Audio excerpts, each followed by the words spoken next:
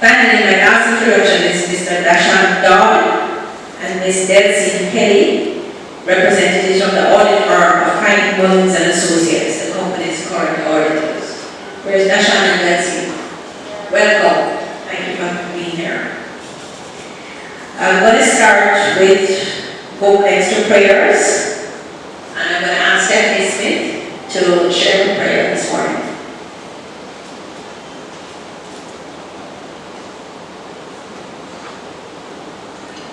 Good morning, everyone.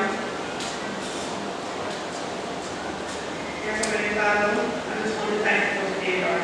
Thank you for your love, your grace, your mercy, and just for allowing us to be here this morning. Mighty God, as we're open up our meetings, I pray that you prepare it. I pray, Almighty God, that you allow today's proceedings to go smoothly and that we will have a good time. Mighty God, I pray that you will continue to bless and keep the miracles and the value of our Fontana pharmacy. I pray that you continue to guide them and that we the right to more company and share with us and to continue to be the best possible they can be. I pray, Almighty God, that you touch our employees and all our shareholders, and for those who are on their way and for their return, take the control today and lead everything in your hands. In Jesus' name. Thank you, Stephanie. We're now going to show a video, quick video. Who said that? All right, right.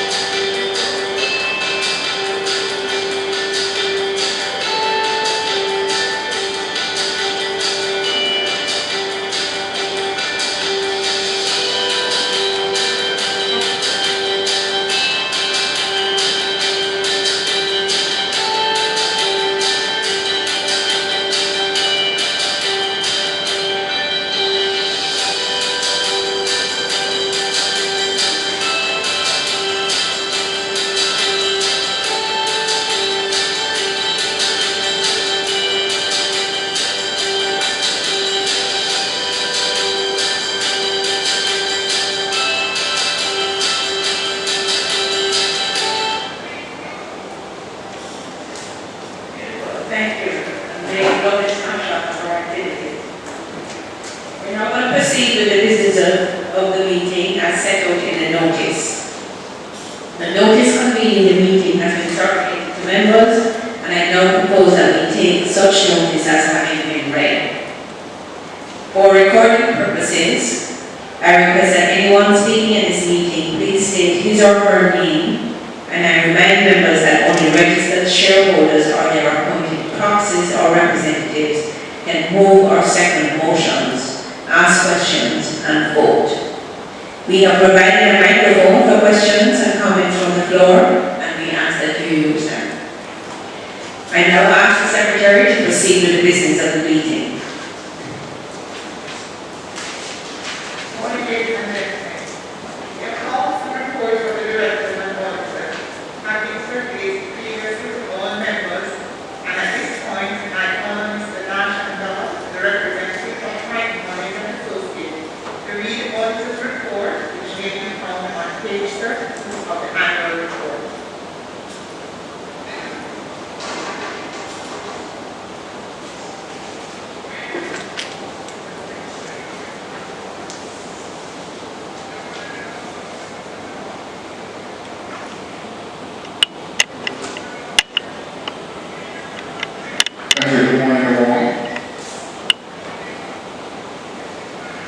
independent auditor's report to the members of Fontana Limited. Report and audit of financial statements. Opinion. We have audited the accompanying financial statements of Fontana Limited, the company, which is comprised of the statement of financial position as of June 30th, 2021, the statement of comprehensive income, the statement of changes in equity, and the statement of cash flow for the year then ended, and a summary of significant accounting policies and other explanatory notes. In our opinion, the accompanying financial statements give a true and fair view of the financial position of the company as of June 30, 2021, and of its financial performance and cash flow for the year that ended in accordance with International Financial Reporting Standards, IFRS, and the requirements of the Jamaican Companies Act, the Act. Basis for opinion. We conducted our audit in accordance with International Standards of Auditing, ISAs. Our responsibilities under those standards are further described in the auditor's responsibilities for the audit of financial statements section of our report. We are independent of the company in accordance with International Ethics Standards Board for Accountants International Codes of Ethics for Professional Accountants, including International Independent Standard IESEA Code. We have fulfilled our other ethical responsibilities in accordance with the IESEA Code. We believe that the audit evidence we have obtained is sufficient and appropriate to provide a basis for our opinion. Key audit matters. Key audit matters are those matters that, in our professional judgment, were of most significance in our audit of the financial statement of the current period. These matters were addressed in the context of our audit of the financial statement as a whole, and informing our opinion thereon, and do not provide a separate opinion on these matters. Key audit matters. 1. Current value of inventory. Inventory is reported at $835.7 million and represents 24% of total assets of the company as of June 30th, 2021. The inventory consists of a large volume of small and seasonal items.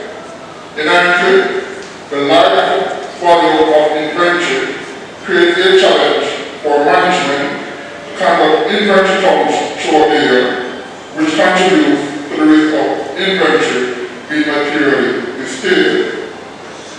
In determining the current value of inventory, management focuses on conducting periodic counts and high-quality departments from the overall inventory. How the matter was addressed in our audit. Our audit procedures to address the key audit matter relating to the current value of inventory included the following. Reviewing the company's standard operating procedures in order to assess the effectiveness of internal controls over inventory. Secondly, we observe stock counts at the end at each side of the company's store location. As part of this process, we selected samples to conduct our independent counts at each store. The samples from our stock counts were cross-checked against the inventory system, and unresolved variances were extrapolated to the inventory population of each store. Based on procedures performed, an adjustment of $90.48 million was made to the current value of inventory. This represented an adjustment of 2% of the year-end value.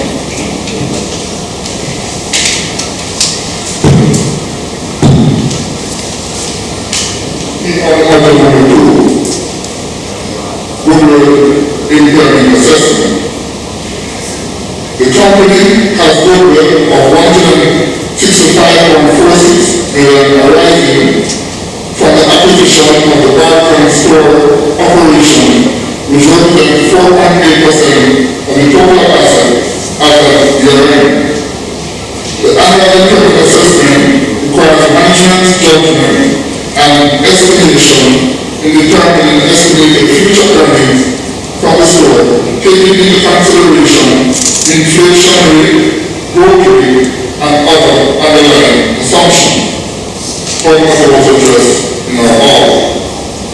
Our audit procedures to address the key elements related to the impairment of goodwill assessment included the following. We have reviewed management assertions, including the identification of underlying cash generated assets. We have assessed and reviewed the store's historical performance and compared actual results to the approved budget. The analysis of the external and internal environment was taken into account in the assessment of the store's performance.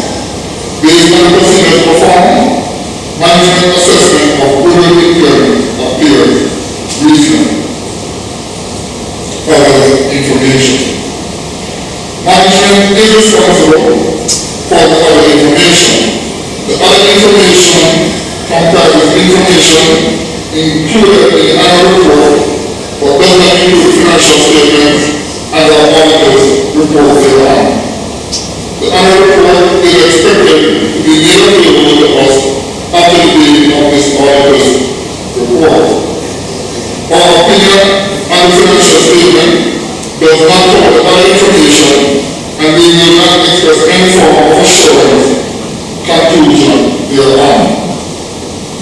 In connection with our audit of financial statements, our responsibility is to read the other information identified above when it becomes available, and in doing so, consider whether the other information is materially inconsistent with the financial statement or knowledge obtained in the audit, or otherwise appears to be materially mistaken.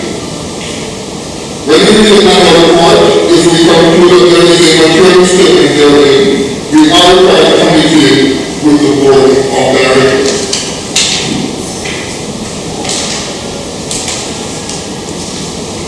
Responsibilities of management and those charged with governance for the financial statement.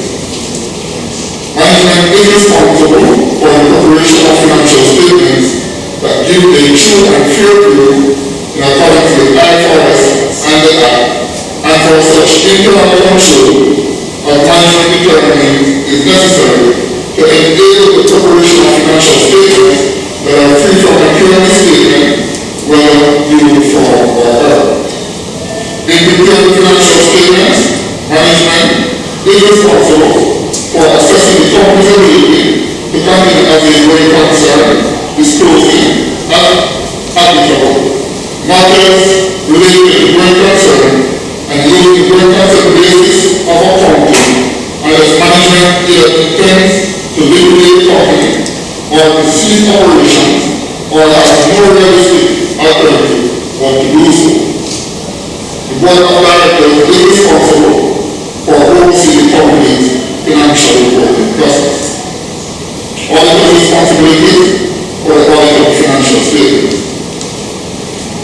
Our objectives are to obtain reasonable assurance about whether the financial statements as a whole are free from material misstatement, whether it is fraud or error, and to issue an audit report that includes our opinion. Reasonable assurance is a high level of assurance, but is not a guarantee that an audit conducted in accordance with ISAs will always detect a material misstatement when it exists. These statements can arise from fraud or error and are considered material if individually or in aggregate they could reasonably be expected to influence the economic decisions of users taken on the basis of the financial statement. A further description of our responsibilities for the audit of the financial statement is included in the appendix to the auditor's report. This description, which is located at pages 5 and 6 of our report, forms part of our auditor's report. Report on additional matters as required by the Act. We have obtained all the information and explanation which, to the best of our knowledge and belief, were necessary for the purposes of our audit.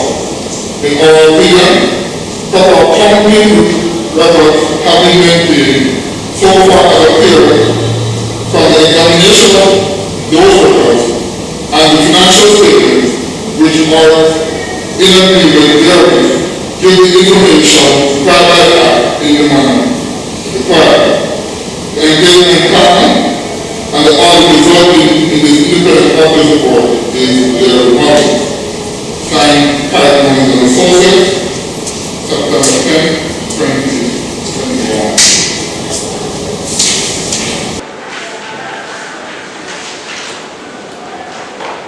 Appendix to the independent auditor's report. As part of an audit in accordance with ISA, we exercise professional judgment and maintain professional skepticism throughout the audit. We also identify and assess the risk of material misstatement of the financial statement, whether due to fraud or error, design and perform audit procedures responsive to those risks, and obtain audit evidence that is sufficient and appropriate to provide a basis for our opinion. The risk of not detecting a material misstatement resulting from fraud is higher than one resulting from error, as fraud may involve collusion, forgery, intentional omissions, misrepresentation, or the override of internal control. We also obtain an understanding of internal control relevant to the audit in order to design audit procedures that are appropriate in the circumstances, but not for the purpose of expressing an opinion on the effectiveness of the company's internal control. We also evaluate the appropriateness of accounting policies used and the reasonableness of accounting estimates and related disclosures made by management. We also conclude on the appropriateness of management's use of the going concern basis of accounting and, based on the audit evidence obtained, whether a material uncertainty exists related to events or conditions that may cast significant doubt on the company's ability to continue as a going concern. If we conclude that a material uncertainty exists, we are required to draw attention in our auditor's report to the related disclosures in the financial statements, or if such disclosures are inadequate, to modify our opinion. Our conclusions are based on the audit evidence obtained up to the date of our auditor's report. However, future events or conditions may cause the company to cease to continue as a great concern. We also evaluate the overall presentation, structure, and content of the financial statements, including the disclosure and whether the financial statements represent an underlying transaction and event in a manner that achieves fair presentation. We communicate with the board of directors regarding, among other matters, the planned scope and timing of the audit and significant audit findings, including any significant deficiencies in internal control that we identified during our audit.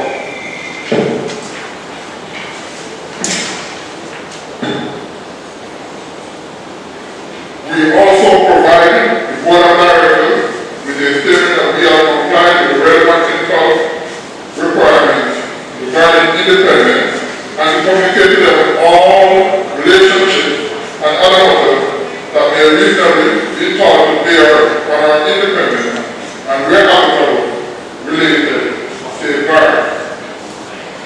From the matters communicated with the Board of Directors, we determined those matters that were of most significance in the audit of the financial statement of the current period and are therefore the key audit matters. We describe these matters in our audit report unless law or regulation precludes public disclosure about the matters or when in extremely rare circumstances we determine that the matter should not be communicated in our report because the adverse consequences of doing so would reasonably be expected to outweigh the public interest benefit of such communication. Thank you, Mr. Law. I am asked to take the director's report, which is found on page 9 of the annual report, as read. Thank you, Mr. Law. I will now ask our Chief Executive Officer, Chan, to make the presentation. Good morning, everybody. Thank you for making the effort to come out today. We're happy to be here and in person.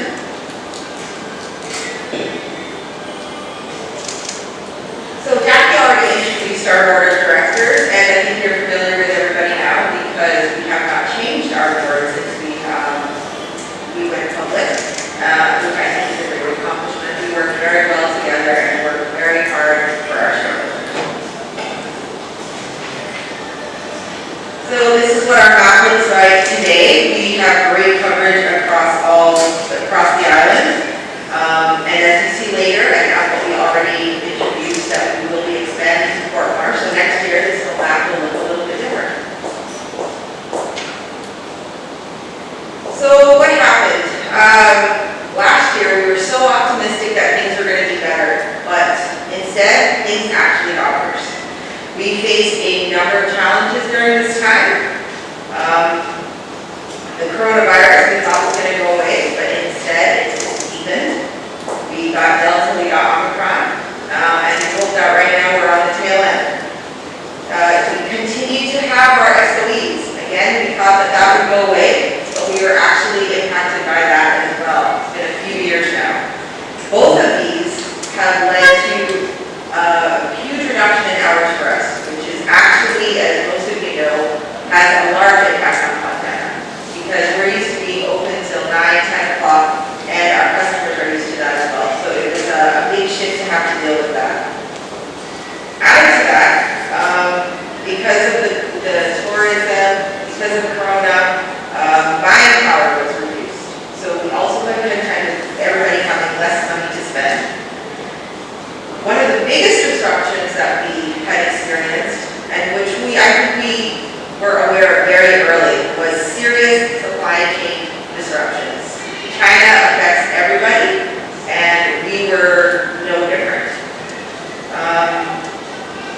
Not only the supply chain disruptions, we also had huge increases in shipping costs. And I think there isn't an industry that wasn't impacted by a huge increase in shipping costs. So even though we have reduced hours, I think we gave our customers a number of ways that they could have shopped with us outside of the stores. We had curbside delivery for those people who didn't want to come in the store and take a risk. We had home delivery, which we saw take off in the last 2 years, and we offered this at all of our locations. We partnered with Hugo and QuickPlay. And initially, Hugo we looked at as more of a brand name advertising opportunity, but it's actually expanded to Montego Bay, and we actually do get quite a bit of traffic from Hugo and QuickPlay being part of their platform. We increased our website offerings. We expanded it beyond what we focus on for beauty and personal care, and we've seen a great uptake in what we're offering. And it's one of our big projects that we're continuing to work on this year. We saw a lot of our customers want to shop by WhatsApp. Not only we started out with prescriptions, but we saw that this expanded to include everything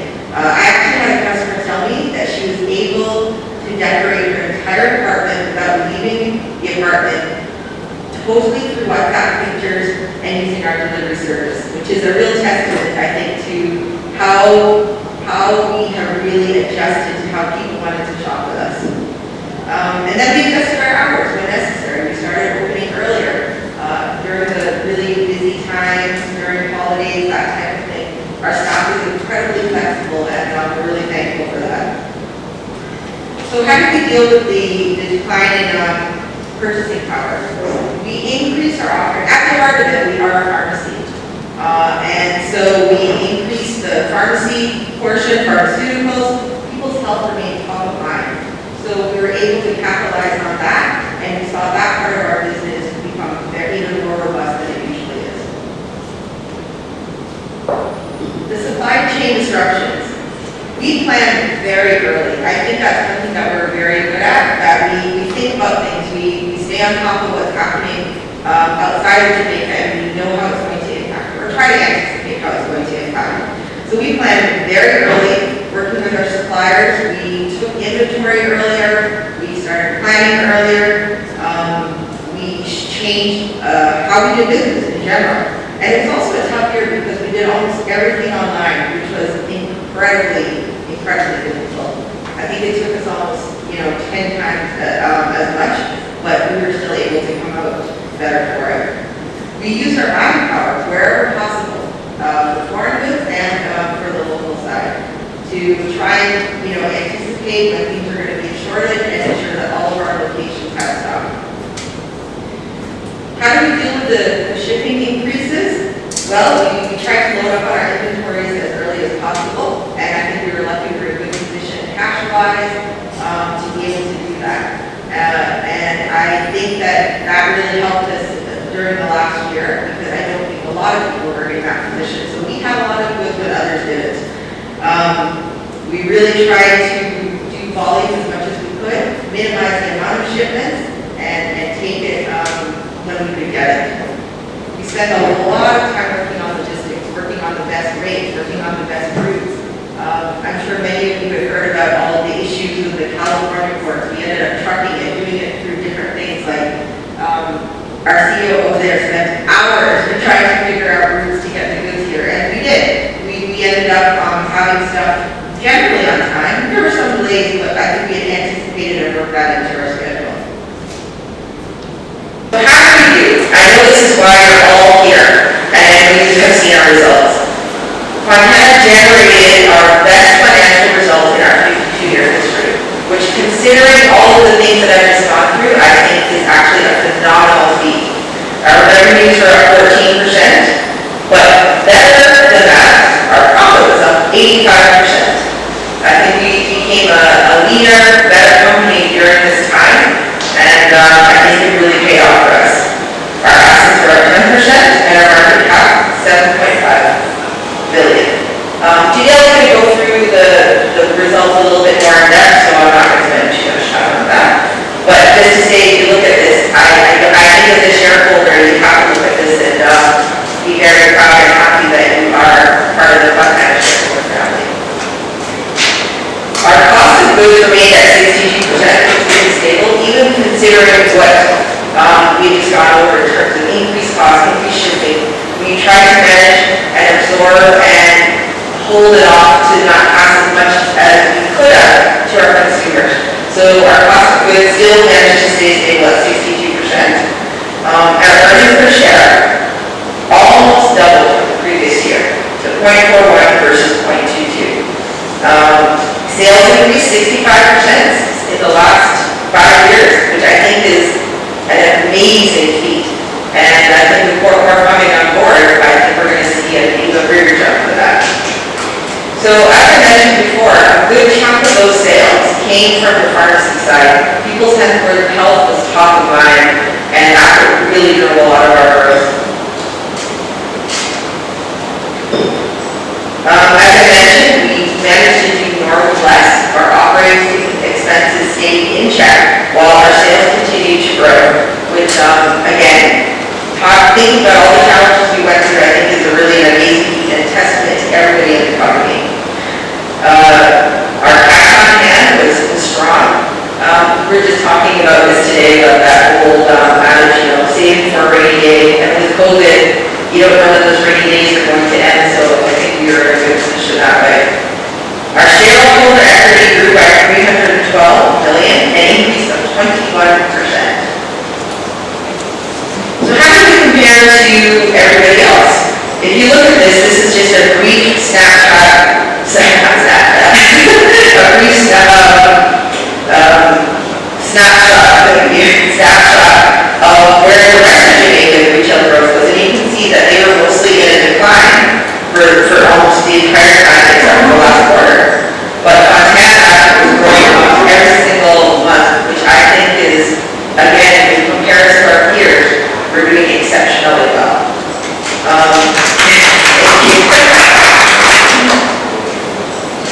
So, going for a lot of that, I did want to mention, we now have such a strong rewards customer base for over 200,000 people that are enrolled in our loyalty rewards program. And I hope that everyone here is taking advantage of it because it's free and doesn't cost you anything. So what were we able to do with those great results? Well, we gave back to our shareholders almost $200 million, 300% increase over the prior year. Our stock did well. It went from the start of 532 and closed at 602. And I'm sure you guys have been watching it closely. Yesterday it closed at 1150.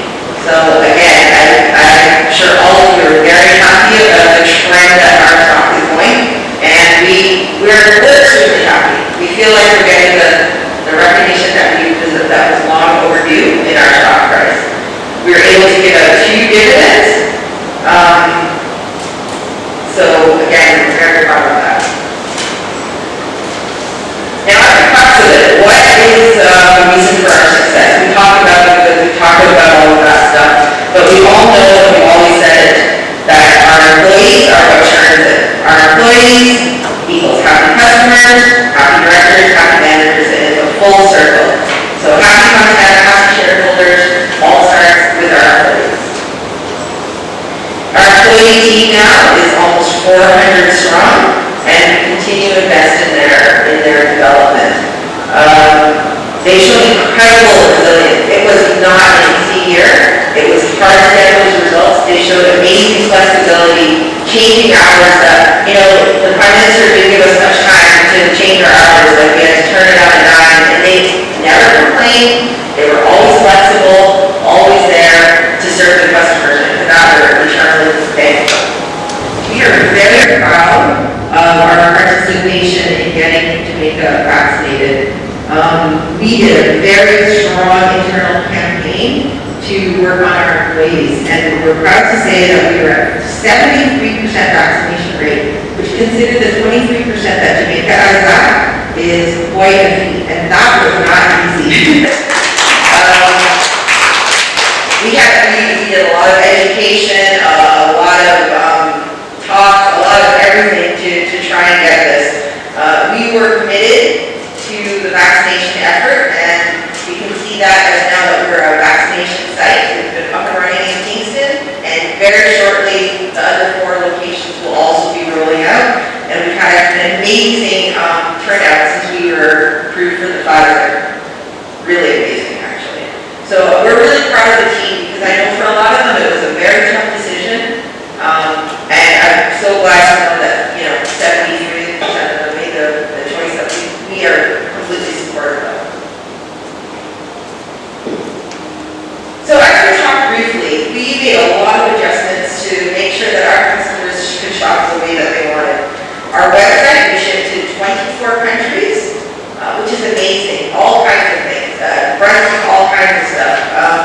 So we're proud of our global reach for such a small little island. Our website sales increased by 15%. It was a bigger increase last year, so it's tough to grow the number that we had last year, but we're still happy with the 15%. Curbside pickup is alive and well in every location, and it's honestly such a customer favorite. We connected with 91,000 people on Facebook, 67,000 people on Instagram, and joined TikTok on social media. We use our social media. I think we're one of the leading social media companies in Jamaica, and we find it a very effective for quick information, correct information, and to disseminate information quickly. And we're expanding. We have gotten amazing reaction to the announcement that we're moving into Portmore. I think since we opened Kingston, they've been asking us to come to Portmore, is that right? They say it on every chance that they get. So there's a lot of excitement around it. A lot of our employees live in Portmore, and we believe that it's the next best location for Fontana to continue to grow our revenues and our presence across the island. So it will favor the model that Waterloo in terms of aesthetics. It's not going to be as big as Waterloo, but it's still going to have the look and feel of Waterloo, and it will still have a lot of the things Waterloo has. The business center, the state-of-the-art pharmacy, Jamaican artisans, all of those types of things. And in our plaza will also be a court and Starbucks. So we did a lot of corporate social responsibility. I think we would do more if we could do everything in person. Like we had to halt our Mommy and Baby initiative, which is a big thing for us, but that we hope that we can start up. But we still managed to do a lot of different initiatives. One of the ones we're the most proud of is our Christmas wishing tree. It's our 5th year. We partner with a home in each area that we have a location, and we were able to distribute 150 gifts to children that otherwise would not have any. We rely on our team members and our customers to be generous, and every year we're able to deliver to everybody. So we're very, very proud of that. We've done a lot of other things, smaller things.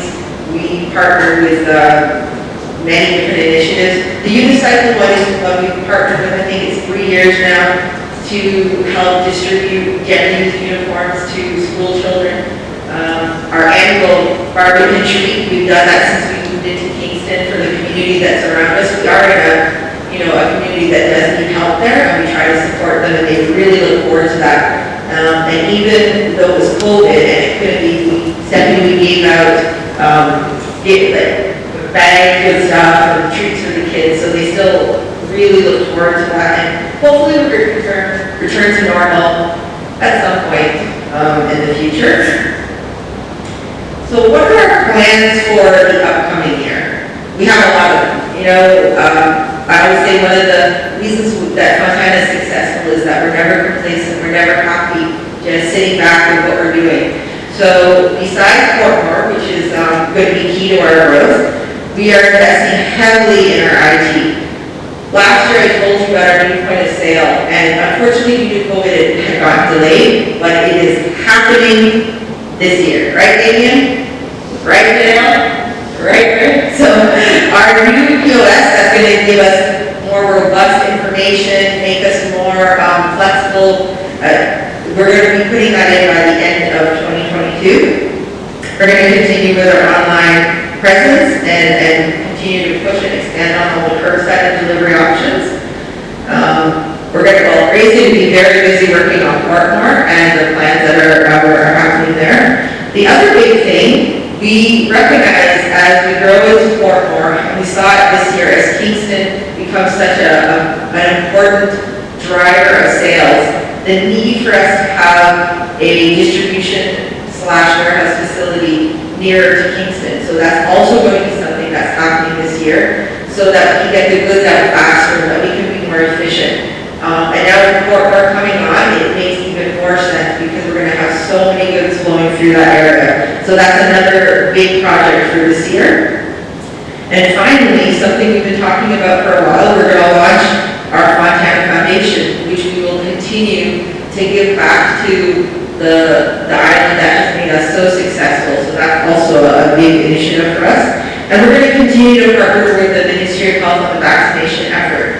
Right now we're only in Kingston, but the other 4 locations will be rolling out shortly. And to date, even though this is not part of last year, we've done almost 2,000 vaccinations, which I think is a big feat. I think we've done the most in terms of a private organization. And right now we're the only non-medical facility that is actually part of the private program. Everybody else are doctors or medical facilities. So it was difficult to get started, but we were very committed to helping, making it more accessible for everybody, and you can see that that has paid off because we're having a huge success. Last week we started giving out Pfizer. Our goal was, I think, 40 vaccines per day, and the Barberton location alone did 62 on one day. So you can see that there is a need and a want for it. You just got to make it very easy for them. So we're proud to be part of that and continue to partner with the MOH and other initiatives as well. So I think that was a pretty quick snapshot of what was a very tumultuous year, that we came out of it very strong. I think the whole organization has learned a lot from this time during COVID, and I think all of us can become better employees for it. This is hopefully the toughest test that we're going to have to face in the near future, and we're happy that we're winding down with COVID, and that we can sort of get back to a sense of normalcy. So thank you for that. I'm going to hand it over to Janelle Smith, our CFO, to dig a little deeper into the financials.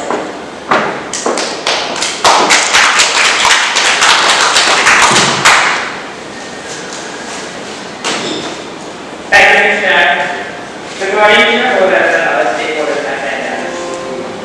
This is our second AGM since the start of the global pandemic, and I am happy to see some familiar faces in the audience. I hope that you are doing your very best to keep safe in these trying times.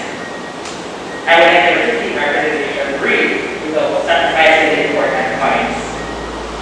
So, because results were so astounding, I will have to repeat some emphasis some of what Ms. Jack David shared with us earlier. I will ask you to please hold all your questions related to the financial statement until the question and answer segment. Thank you. We are looking at the key highlights for the year ending June 30, 2021. Here we see in summary the awesome performance for the year compared to the previous year. So revenues have expanded and we saw an increase of 14%. Revenues for the year were recorded $5.2 billion. That's like a 14.2% increase over the previous year. The Waterloo store continues to play a major role in revenue generation. That savings stays among those at the top of the leaderboard. It's a perfect addition to the Fontana network. The three top stores, Fairview, Barberton, and Waterloo combined accounted for 70.5% of our revenue. Cost of goods as a percentage of sales was stable at 62% for this financial year. This was achieved by consistent efforts to maintain purchase efficiencies as well as expanding our range of higher margin products.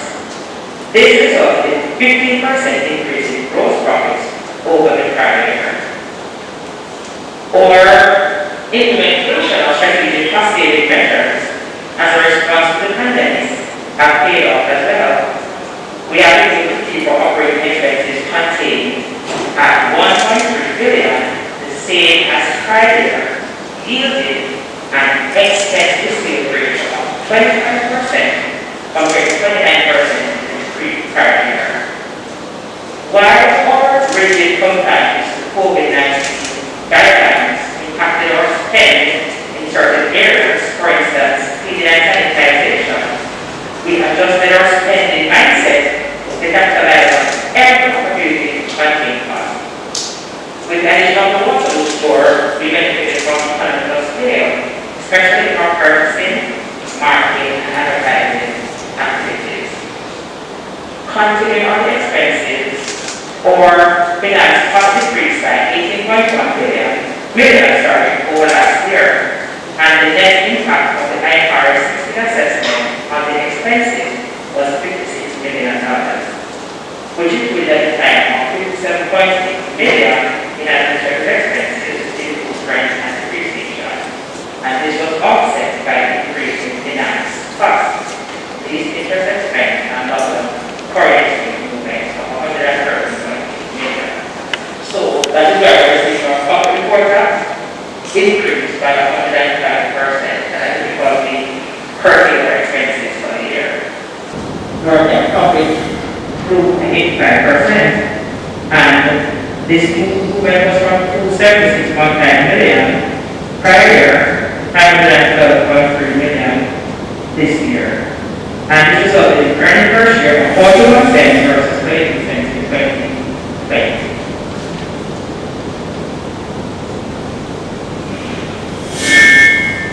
Income growth, cost containment, and operational efficiencies have boosted earnings, resulting in growth in our EV and TPA, as we can see here. So we're almost doubling what we did in 2020. Now, the Board of Directors approved 2 dividend payments amounting to almost 200 million per year, and this is a 300% increase over the prior year. At a special board meeting held on September 29, 2020, 8 cents per share dividend was declared and paid on November 25, 2020. This was the final dividend for the year ended June 30, 2020. At another special board meeting held on May 27, 2021, an interim dividend of 8 cents per share was declared with a payment date on June 28, 2020. Now, let us look at balance sheet. We're seeing where our total assets continue to increase. As what the Lord has increasing also in this table. Net assets increased by 10%, mainly due to the growth in inventories, the head against expected supply chain challenges. Secondly, deposits on a new fuel system and a solar project was one of the store, as well as cash balances. Shareholder equity grew by 412.4 million, an increase of 21%. In terms of liquidity, our primary source for the year included funds provided by operating activities, 623 million. Cash and cash equivalents increased by 260 million, a 16% increase over that of 2020. During the year, the company acquired fixed assets amounting to 12 million, repaid loans of 36.4 million, and paid dividends amounting to 199.9 million. Net equity grew by 21% year over year to a 1.805 billion due to profits earned during the year. The company has healthy financial ratios with debt to be 0.9 and current ratio to be 2.6, indicating a good level of asset utilization. Now, what is the outlook? The past year has taught us many things. We embraced the challenges and came through a more resilient Fontana. As we approach the next financial year, we continue to do what we do best. Be accessible to our customers by providing the best products and services in a warm, friendly environment. We are committed to making 2022 a better year and aspire for the following. 1. Staff retention, training, and development. 2. Operational efficiencies, which includes inventory management. 3. Cost containment. And 4. Growth. Mr. alluded to the growth in the operations at Fort Moore, growth in online presence, and also we're seeing growth in our market capitalization. So despite all the challenges that we have been facing and continue to face today, we are pleased and hopeful. The Q1 results that were released in November 2021 shows that we are on a positive trajectory with a 17.3% increase in revenue and generous growth in both gross profit and net profit. Our market capitalization is on recovery. After it stood at 7.5 billion, it came out of recovery and went on a growth curve. And just yesterday, it stood at a whopping 14.37 billion after posting an all-time high of 15.04 billion last week. I am sure you will agree with me that Fontana equals value for money. So if you bought your share at IPO 188, your portfolio would have grown by approximately 612% as of yesterday, which is a good time to be a shareholder in Fontana. Thank you very much for your attention.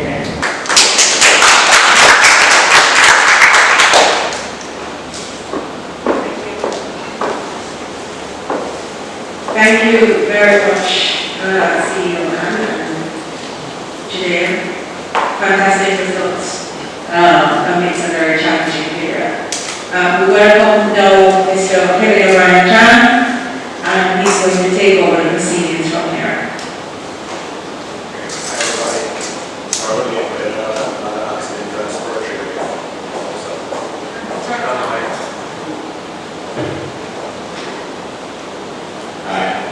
Hi everybody, sorry to be late, but I had another accident out in Spurshire again. I'm sworn this here. So I want to say hello to all the brave, diligent Fontana shareholders who made it. Tell us, is that struggling? Is that you? I remember what can't recognize people in the master. But then what you say, tell us who you are. You're real here, real me. And you're from Wales. And we'll put that on here for you. I've been buying from the store as downtown. Oh, down, and your shares now. Okay, ready for a start. And yours, sir? Stable. Mr. Stable.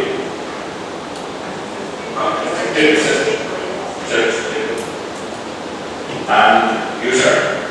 I can't see, sorry. We're not sorry about that, neighbor. The gentleman?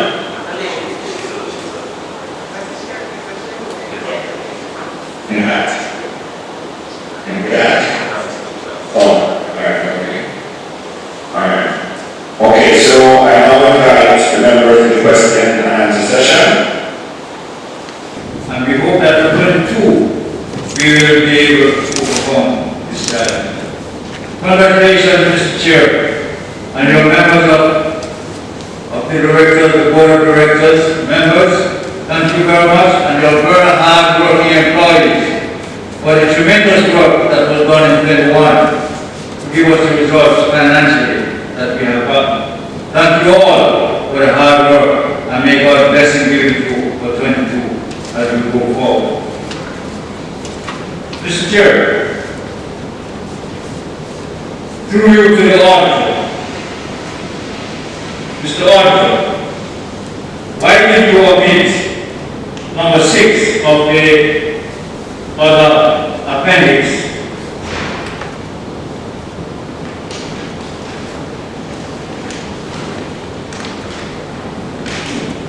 Give 5 instead of 6.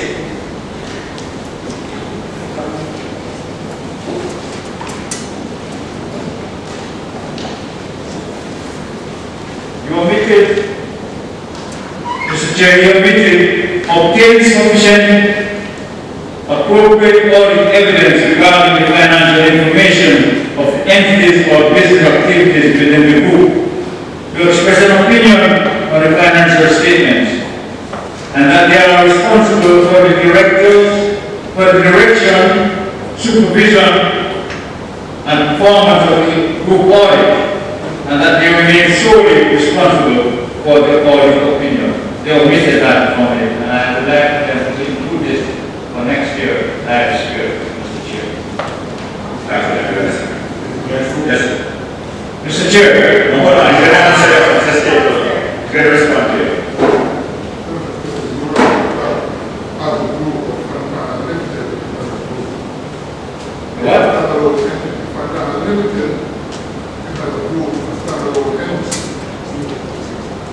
It's a standalone entity. Yes. There is no any other business apart from the pharmaceutical world. No, you have segment and revision for the one company. The Fontana is not a group of companies. But I would like to look into that. I will consult Mr. Chin on that. Mr. Chair, turn to page 62. Explain the reason for the provision of inventory obsolescence of 6.2 billion, which has impact negatively on our financial results. Why Why the 6.2 million obsolescence? Then for the $6.2 million, actually reduction in what the formulary. The examination and statement were we are seeing where we're coming from. 90 million. Right. The reduction last year is also very reduction. 90 million to 6 million, that's progress, sir. We agree. Does this mean that these products have been totally lost? No, the obsolescence is actually older stock or dead stock. So we're trying our best every year to reduce that amount. So we had a provision, and over the years, this provision is going on. So we're not increasing. So we might eventually recover some of them then this year. That's what we're doing. Mr. Chair, this is Explain why professional and legal fees were so high, 10 million. Okay. Why did the express credit loss top 698,000 and general office expense of 31 million versus 27 million in 2020? The legal and personal fees, what is captured there is the fees associated with the stock market, and because of the additional dividend payment, we would have to previously that here. The expected credit losses, it is not an expense, but a reversal of an expense. You did bracket right there? yes. Right. And the general office expenses, it increased because of our fee advertising efforts. So we spent $3 million more trying to be COVID compliant. And we also had some expenses that put it up another $10 million.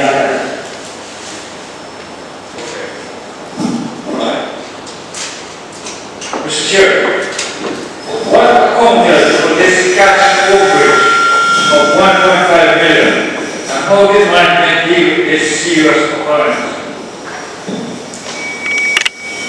This is the point, Mr. Chair. What accounted for this cash overage of 1.5 million and how did management deal with this serious occurrence? The cash overage that shortage account has to do with how we account for our deposits.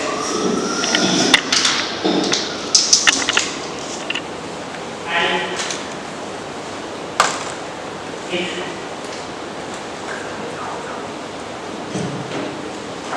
it varies from year to year.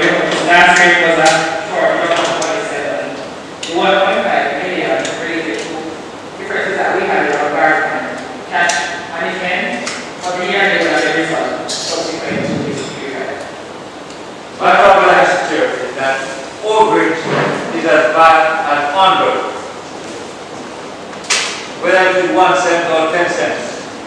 I think it is important for us to know exactly what causes this overage or this under reporting. So this overage of 1.9 million drew my attention because I know it's very important to know why we have this overage and how did management treat this basically. Mr. Chair, why was there no depreciation on capital allowance in 2021? Page 65. Why was there no depreciation on capital allowance in 21?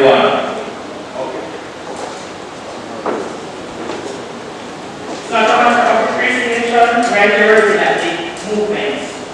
So here is the deferred taxation calculation, we're looking at the differences between prior period and this year or purposes. So that's all that there's no change, right now? Okay. Mr. Chair, this is a cash business, basically. Am I correct? Pharmaceutical work is a cash business. Am I correct? You don't give credit? We do. Yeah, we do. Not cash. You do give credit? Why is there a 91 days overpass 2.3 million when we are being raised by that national capital.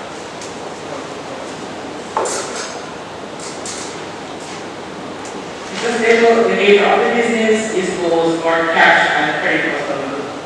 Where we have credit customers, it could be for the different things that we do, so like in-store advertising, or even the subletting of our spaces that we have.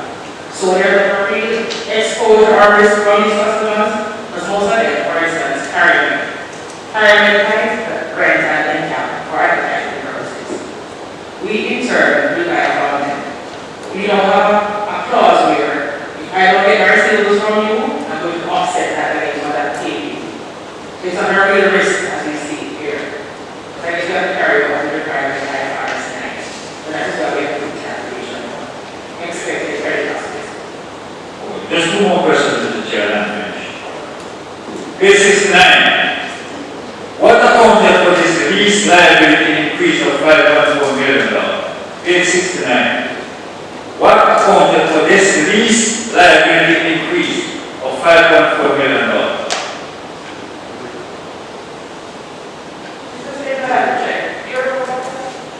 I have to check. I'm not certain if we have realized this. Remember that the water loan is in US dollars, right? And the standard require you to revalue for foreign currency, right? And the exchange rate of Jamaican dollar has been depreciated against the US dollar. So hence, when we revalue it, it shows a greater liability, and we have to do that annually. Please liability. But that's all it is. They're all US dollars. Yes, all foreign currencies. So if everybody is something. And Waterloo, I believe, yes. Last question. In 2020, we had a total revenue of $4.574 billion. $4.574 billion. And that cost us $4.298 billion, which gave us in 2020 a net profit of $276 million. For every dollar of that revenue that was earned, it cost us 94 cents, and we made a profit of 6 cents per dollar. Mr. Chair, what is interesting? Incrementally, that means in 21, when you reach 2020 number, you had total revenue of $637 million, and that $637 million cost us $402 million, which gave us an incremental profit of $235.8 million, which means that of every dollar of incremental revenue earned, it cost us 63 cents, and we made 37 cents profit. Very good business, Mr. Chair. And I would like to congratulate you and your staff and the board of directors for this hard work that you put in 21 to make this financial results the way it has been done. Thank you very much to you and your staff and your board of directors. Thank you very much, and may God's blessing continue to be with you in this hard work. I would like also to congratulate Mr. Bobby Chin, or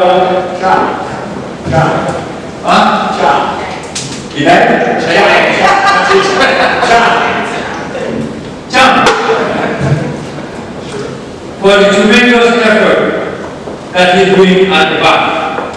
In other words, he might not be fully upfront with what is happening, but the support that he's giving you as board of directors and as employees is very, very important. And I would like to congratulate him on his continued success and his continued intervention. And may God bless him with him as he goes forward, and that he will continue to do what is required of him in this business. Thank you all very much. Thank you all very much. Thanks much, Dr. Brown.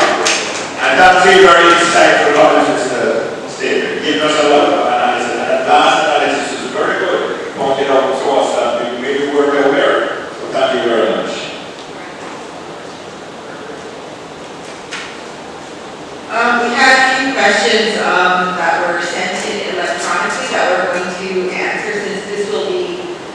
posted on our YouTube so that you can watch the meetings for people that are not in attendance right here. So the first question is, this is from David Rose. What's the expected cost to develop Fontana Fort Farm and the initial timeline in place for the development? Okay, so the original timeline for development for Portmore has been delayed a little bit because of some of the aspects of the approval process that's been required. We anticipate that the building will be handed over to us in the latter part of 2022, with the build-up and completion between March 2023 and June 2023. So it's a delay a little bit, again, out of our hands in the aspects of the approval process that way. From an investment perspective, we anticipate somewhere between $1 million US to $1.5 million US for the full build-up and inventory aspects for the location. The second question is, Fontana said they're developing a warehouse and a distribution center for Kingston. Are these two separate facilities, and would this be for Fontana to expand its inventory or to also distribute goods to other entities? So when we say distribution and warehouse, we are talking about one building. The main purpose of that will be to house the containers that we get from the wharf, and then to distribute to our own locations. That's not to say the future doesn't hold that we will be distributing others. We're always looking to expand the business. But we're talking about the same thing when we say distribution and the warehouse, it's just one.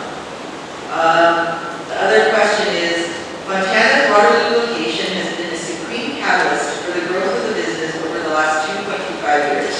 What's the likely plan for Fontana Fort Farm, especially when it comes to parking and bringing that same level of customer traffic to the location? Will there be tons of space for other businesses when we lease inside the store? So, I'm going to answer part of it. We feel strongly that the location will perform extremely well, similar to Waterloo. Fort Moore actually, I think, has less competition. Stephanie lives there, am I right? And the Kingston store currently has. It's going to have 160 parking spots, which is a little bit more than Waterloo currently has. So we feel confident about the parking capabilities and the ability for the customer to get there. My understanding is that the government is looking at the roads to help with the flow of traffic, but I can't really comment on that because we are not involved in that. We're still determining the makeup inside the location in terms of what people are there, but it is a smaller space than Waterloo, so we cannot house what we're housing at Waterloo currently.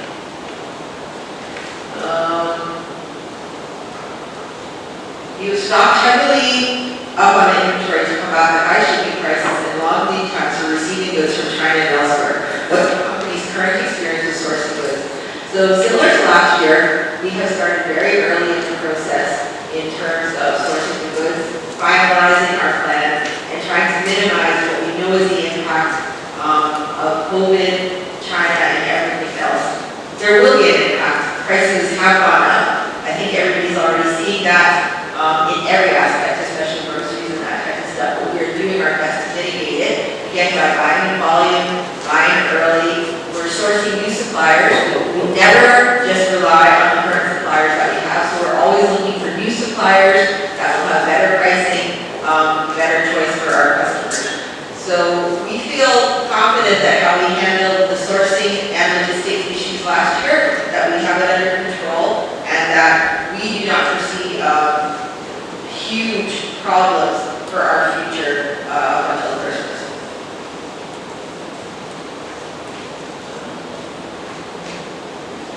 Okay, there are a few other questions, but there was a lot, so I will respond to them separately. Does anybody else have any questions, or is that it for Q&A?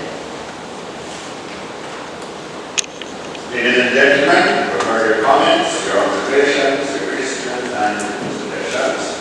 I will endeavor to answer your questions and trust that your comments will be satisfaction, and I will proceed to the consideration of the resolution before us and ask the Secretary to continue. Ladies and gentlemen, on a show of hands, we will vote on resolutions at this meeting. To receive the reports of the directors and auditors and the auditor of the company for the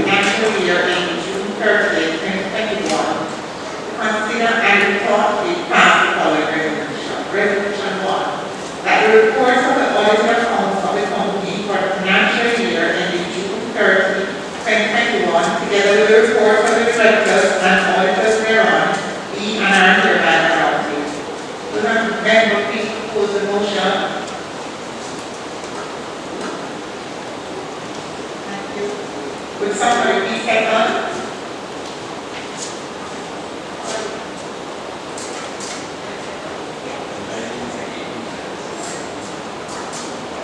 Those in favor? Those against?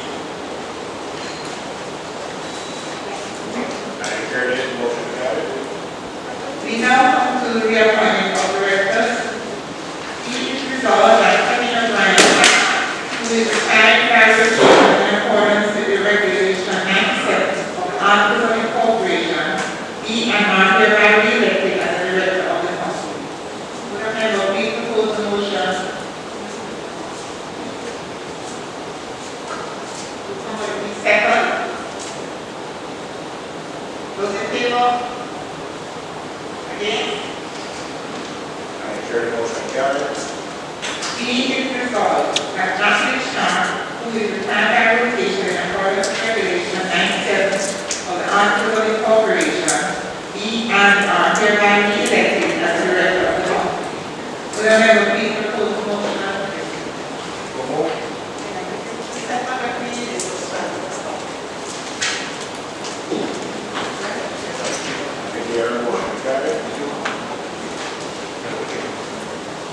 Be it resolved that Heather Goldston, who is retired by rotation in accordance with regulation 97 of the Articles of Incorporation, be and are hereby re-elected as a director of the company.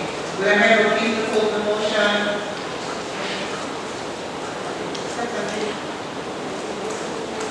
Those in favor?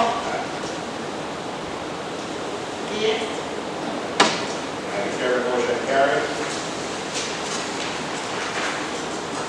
Resolution 5, be it resolved that the interim dividend of 8 cents per share paid on June 28, 2021, be and is hereby ratified.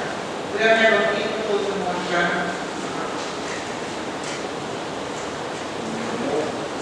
Second up, please.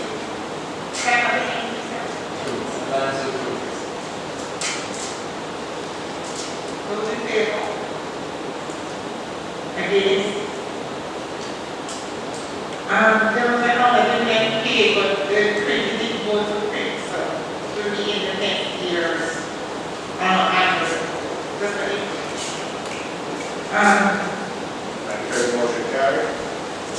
The next item on the agenda is a resolution regarding the remuneration of the directors of the company and the directors.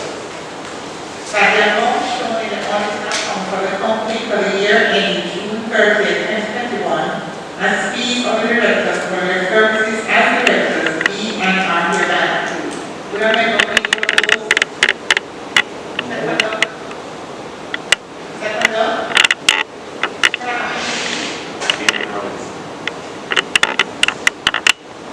Those in favor? Against?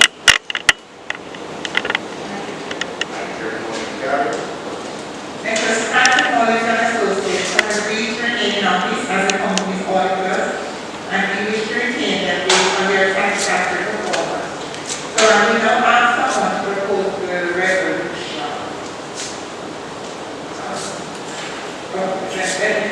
That the remuneration of the auditors, Francis Collins and Associates, who have signified their willingness to continue in office to be such as may be agreed between the directors of the company and the auditors. Would I member please propose the motion? Second now? Those in favor? Against? Carried. Ladies and gentlemen, that concludes the business of the annual general meeting. On behalf of the board, yes, sir. I would like to say thanks to you for catering for us despite COVID-19 face-to-face business. I appreciate it very much, and I thank you very much for allowing us to be face-to-face despite the COVID-19. The commission was very well done, and we appreciate it very much. I'm sure compliments, and we always try to go that extra mile. concludes the business of the annual general meeting. On behalf of the board,